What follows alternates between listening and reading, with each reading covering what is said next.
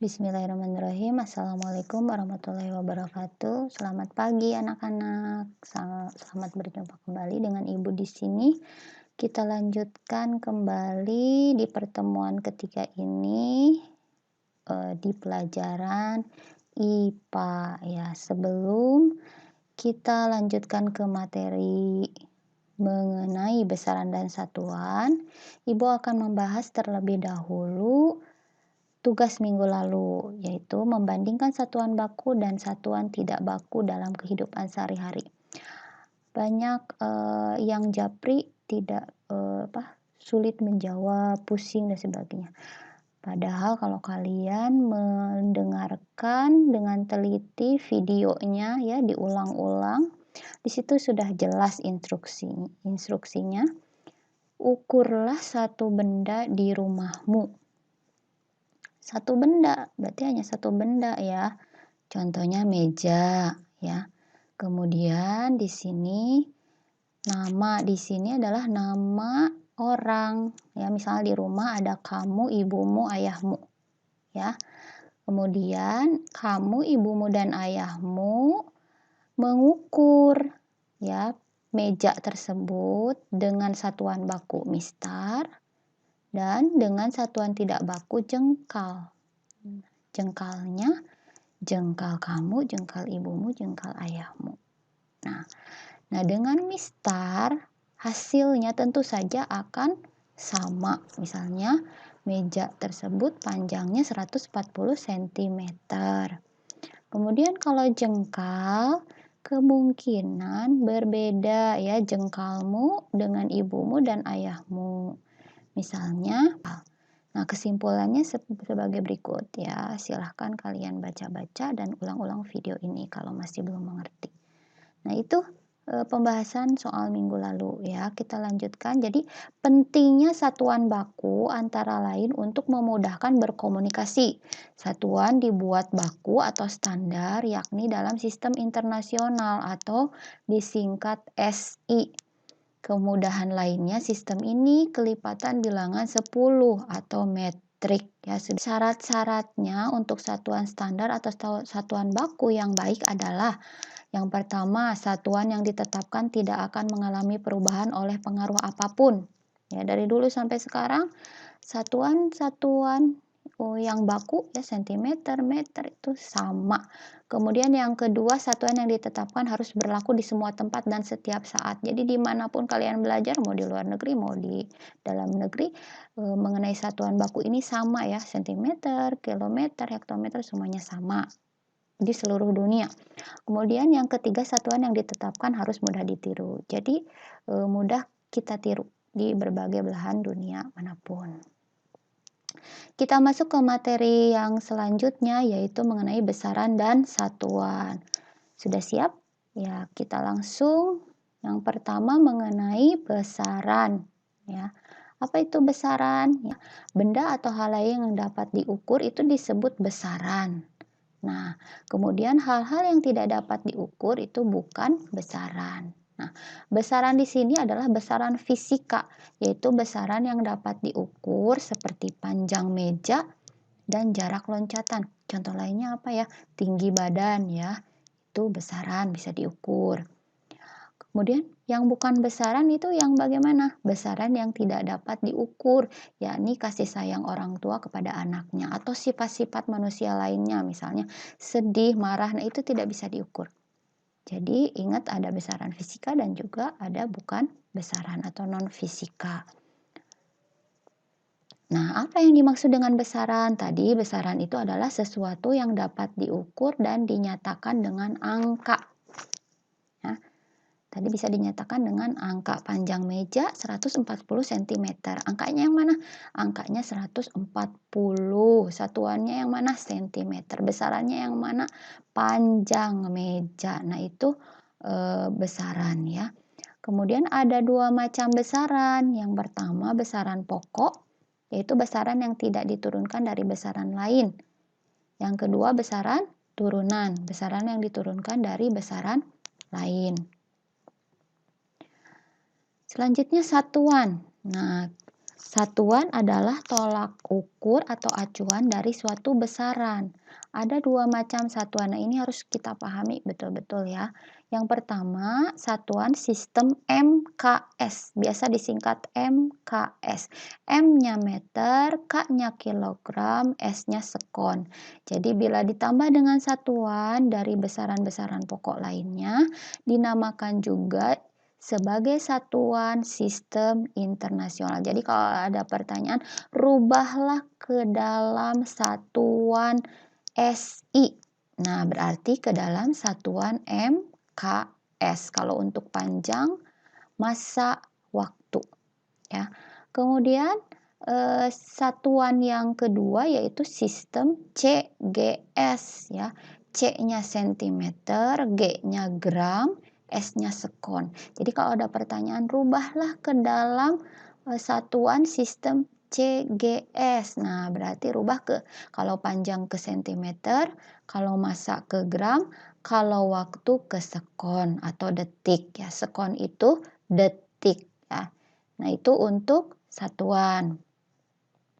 Baik, kita lanjut ya. Tadi besaran itu ada dua macam, ada besaran pokok, ada besaran turunan. Kita masuk ke penjelasan besaran pokok. Nah, besaran yang satuannya didefinisikan disebut besaran pokok. Nah, besaran pokok yang utama itu ada 3 ya. Yang pertama adalah panjang. Jadi panjang ini menyatakan jarak antara 2 titik ya. Nah, ini alat ukurnya sudah pernah Ibu bahas minggu lalu ya. Ada meteran tukang jahit, meteran tukang bangunan, penggaris, ada jangka sorong ya. Kemudian ada satu lagi mikrometer sekrup.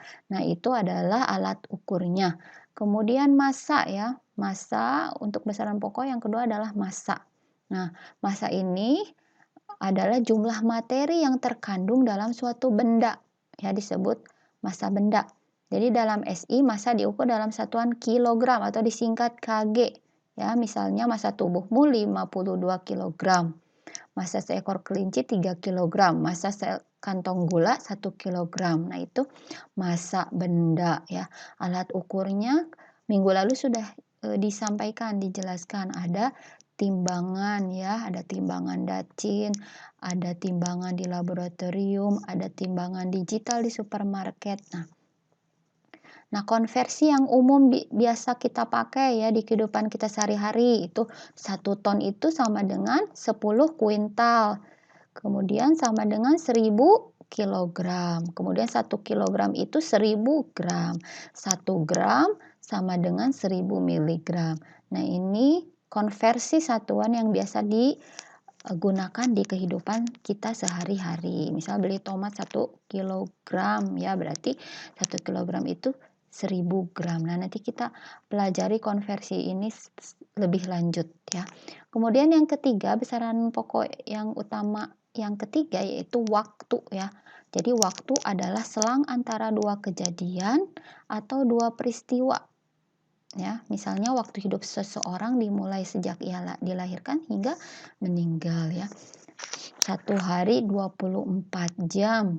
Ya, kemudian 1 jam 60 menit, 1 menit 60 detik itu konversi untuk waktu.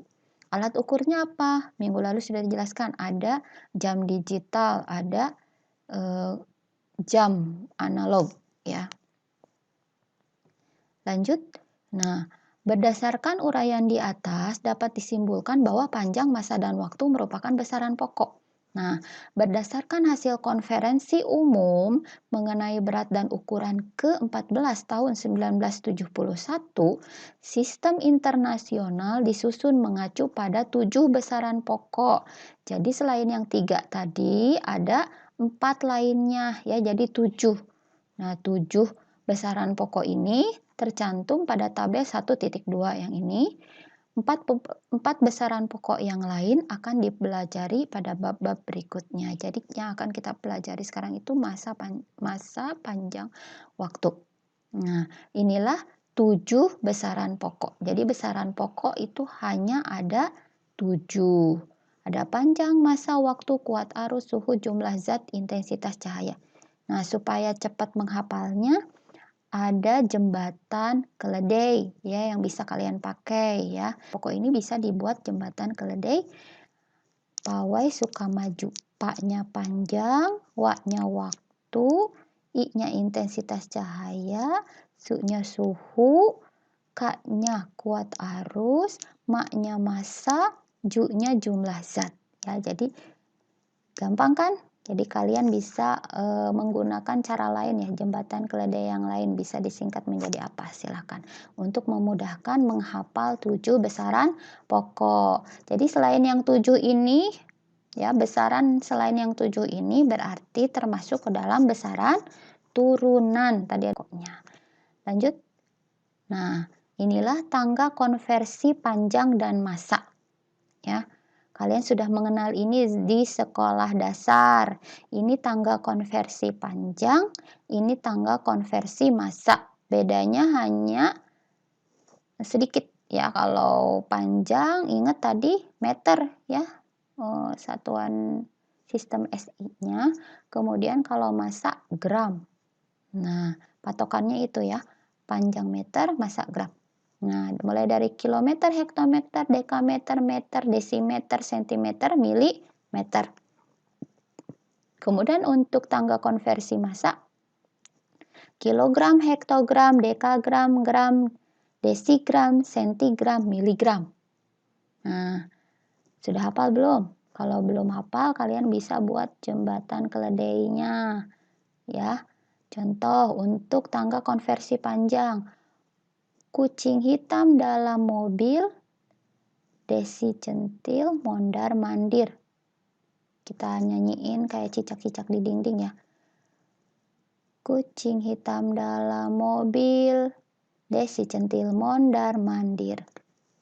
Nah, kucingnya itu kilometer, hitamnya hektometer, dalamnya dekameter, kemudian mobilnya meter, desinya itu desimeter, centilnya itu sentimeter, mondar mandirnya itu milimeter.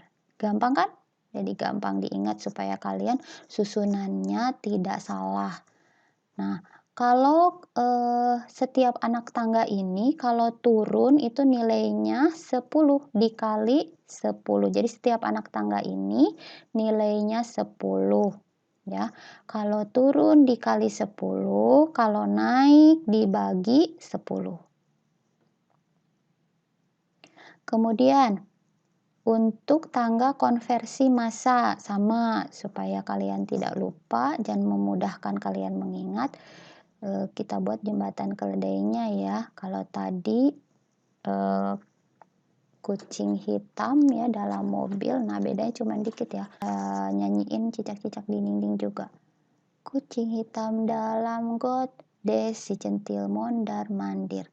Nah, sama ya nilainya tiap anak tangga itu 10.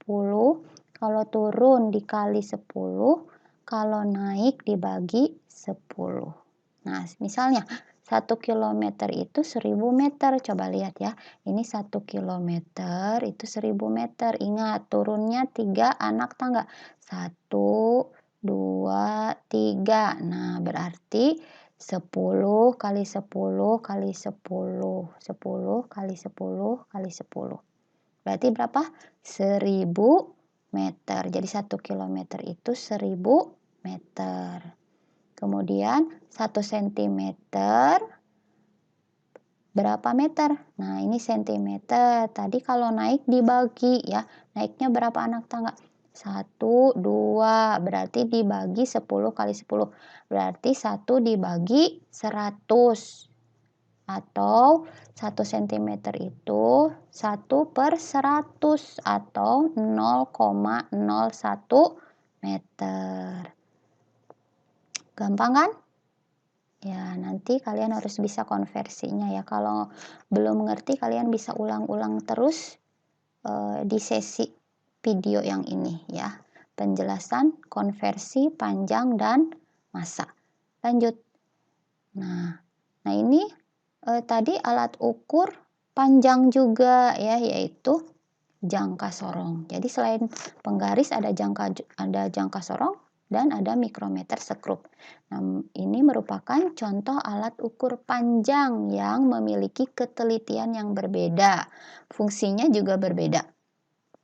Nah, ini jangka sorong.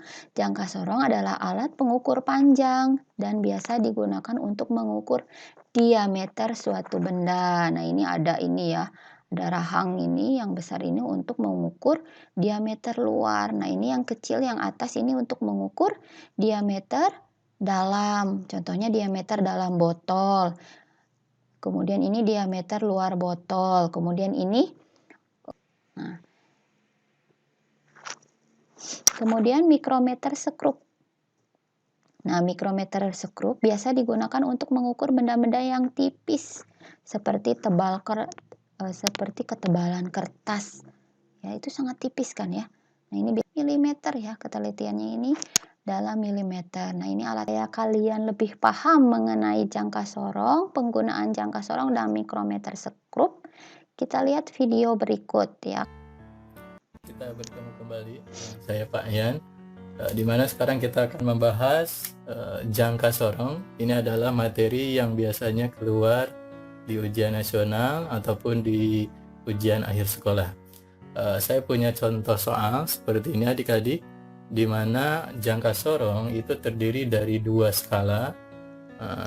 Yang pertama ini adalah disebut sebagai skala utama, sedangkan yang lebih kecil ini disebut sebagai skala nonius. Nah, bagaimana cara membacanya? Patokannya adalah adik-adik, kita lihat skala nonius. Nah, skala nonius itu angka 0 ini terletak di 3,3, lebih sedikit adik-adik. Nah, namun belum sampai di 3,4. Nah, jadi nanti patokannya adalah angka 0 di skala nonius itu ada di 3,3 namun belum sampai di 3,4. Sehingga kita tuliskan 3,3. Nah, lalu untuk ketelitiannya adalah cari adik-adik garis skala nonius dan skala utama yang berhimpit atau dalam satu garis. Nah, kalau dilihat di sini adalah angka keempat. Nah, ini satu garis dengan skala utama, skala noniusnya. Nah, ini adalah satu garis atau dia berhimpit. Nah, kita tulis di sini berhimpit. Nah, karena dia berhimpit di garis keempat, maka kita tuliskan 0,04. Nah, kalau misalkan di soal lain dia berhimpit di garis ke-6, berarti dituliskan 0,06. Paham ya adik-adik? Nah, setelah itu barulah kita jumlahkan. Nah, 3,3 ditambahkan dengan 0,04, berarti hasilnya adalah 3,34. Nah, jangka sorong ini satuannya adalah dalam sentimeter. Nah, sehingga kita bisa dapatkan untuk perhitungannya atau pembacaan dari jangka sorong tersebut adalah berapa adik-adik? 3,34 cm. Oke, sudah paham? Nah, baiklah, nanti setelah ini kita akan bahas satu lagi materi tentang mikrometer skrup. Nah, adik-adik, ini adalah materi untuk mikrometer skrup. Nah, untuk mikrometer skrup sama seperti jangka sorong, di mana mempunyai dua skala. Nah, ini adalah skala utama, sedangkan yang ini adalah untuk skala nonius. Nah, adik-adik, untuk membacanya dalam mikrometer skrup, kita lihat patokannya adalah garis yang ini adik-adik. Nah, kita lihat untuk garis yang ini, pada skala utama dia sudah melewati 5. Nah, ini adalah 5,5. Berarti dia sudah melewati 5,5 atau 5,5.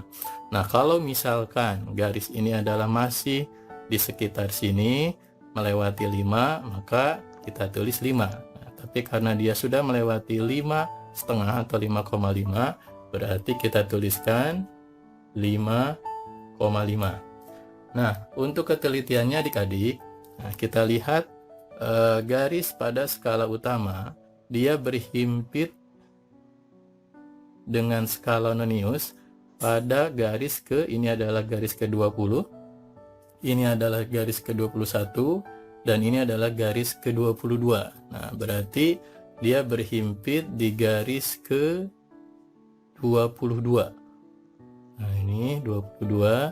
Nah, ini untuk patokannya cari garis yang berhimpit satu garis skala utama dengan skala nonius. Nah, karena ini adalah garis ke-22, maka kita tuliskan 0,22. Nah, misal pada soal lain dia berhimpit di garis ke-31. Nah, berarti kita tuliskan 0,31. Setelah itu adik-adik, kita jumlahkan. Nah, berarti berapa jumlahnya adik-adik? 5,72.